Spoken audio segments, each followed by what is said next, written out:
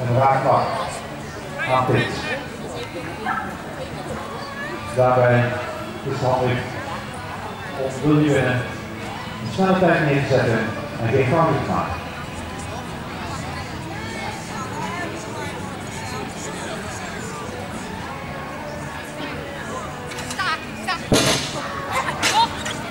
Zo, voor 22, Femke en Finn. Finn is het doorgooien. In het veld zien Keurmeester die een handbaan aangeeft of de fouten gemaakt worden al of niet. En een arm gekruist is een slecht teken, dat betekent namelijk disqualificatie. Je mag uiteraard door je afronden.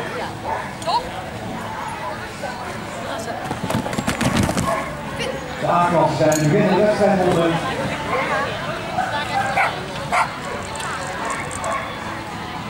Je kunt in Nederland deelnemen aan wedstrijden